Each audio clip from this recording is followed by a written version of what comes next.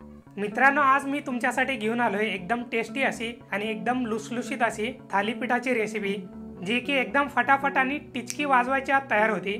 आता ही थालीपीठ बनवण्यासाठी ना तुम्हाला भाजणीचं पीठ वगैरे बनवायची काही गरज नाही आहे। आपल्या घरामध्ये असलेल्या बेसनाचं पीठ, ज्वारीचं पीठ आणि थोडंसं तांदळाच्या पिठापासून बनवली जाते। टेस्टला एकदम अप्रतिम लागते आणि यामध्ये तुम्हाला ज्या भाज्या आवडतात ना त्या एकदम बारीक कट करून घ्यायच्या आणि यामध्ये टाकून मस्तपैकी असं ही थालीपीठाची रेसिपी रेडी होती। चला तर मग बोलण्यामध्ये वेळ न घालवता फटाफट रेसिपीला स्टार्ट करूया। हो, पण त्याच्या आधी चॅनलला सबस्क्राइब करा, लाईक करा आणि कमेंट करायला विसरू नका। तर मित्रांनो, सगळ्यात आधी थालीपीठ बनवण्यासाठी थालीपीठाचं पीठ जे असतं ना ते चांगल्या प्रकारे आपल्याला बनवून घ्यायचं आहे। तर त्यासाठी या भांड्यामध्ये 1 वाटी बेसनाचं पीठ घेतोय। बेसनाचं पीठ चांगल्या क्वालिटीचं घ्यायचं। त्याचबरोबर यामध्ये 1 वाटी ज्वारीचं पीठ घ्यायचं। आता यामध्ये अर्धी वाटी तांदळाचं पीठ घ्यायचं। आता मी यामध्ये टाकून घेतोय 1 चमचा जिरा, 1 चमचा अजवाइन, त्याचबरोबर यामध्ये 1 चमचा बारीक कट केलेला लसूण।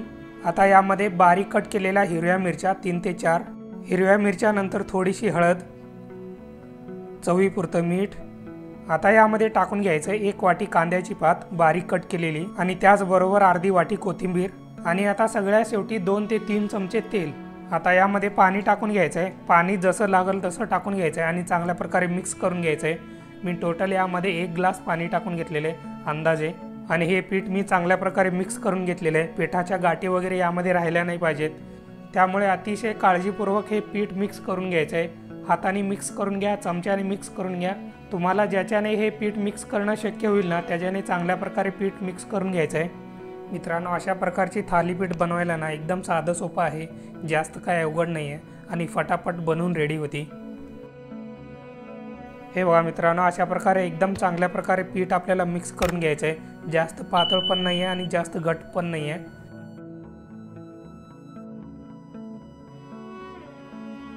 अशा प्रकारे इथं आपलं थालीपीठाचं पीठ मिक्स करून रेडी झालेलं आहे। आता आपण हे थालीपीठ बनवायला घेऊया। त्यासाठी मी एक तवा घेतलेला आहे, नॉनस्टिक तवा आहे। हे चांगलं गरम करून घेतो। एकदा का तवा चांगल्या प्रकारे गरम झाला ना, आता त्यावरती थोडंसं तेल टाकून घ्यायचं आहे, म्हणजे 2 ते 3 चमचे।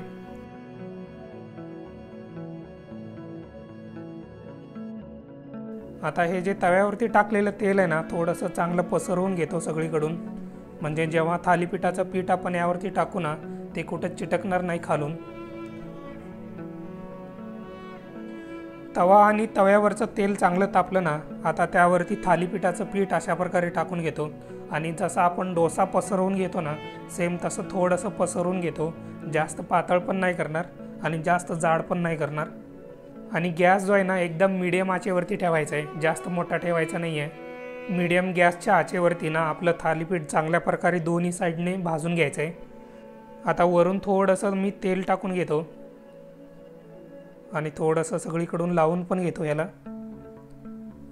एकदा का वरून चांगल्या प्रकारे तेल लावून झालं ना, आता वरून झाकण लावून घ्यायचं आहे। झाकण लावून थालीपीठाला चांगलं शिजवून घ्यायचं आहे 1 ते 2 मिनिटासाठी, कारण वरून थालीपीठ थोडंसं कच्चं होतं, तुम्ही बघितलेलं असाल मगाशी। अशा प्रकारे झाकण लावून चांगल्या प्रकारे शिजवून घेतलं ना थालीपीठ सगळीकडून चांगल्या प्रकारे शिजला जातो। हे इथं तुम्ही बघू शकता मित्रांनो, वरचं जे थालीपीठ आहे ना चांगल्या प्रकारे शिजलेलं आहे।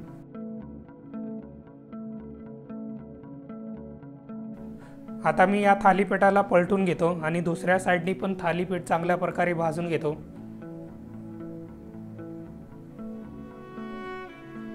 आता मी इथं थोडंसं तेल लावून घेतो, दुसऱ्या साईडनी आपण लावलं नव्हतं।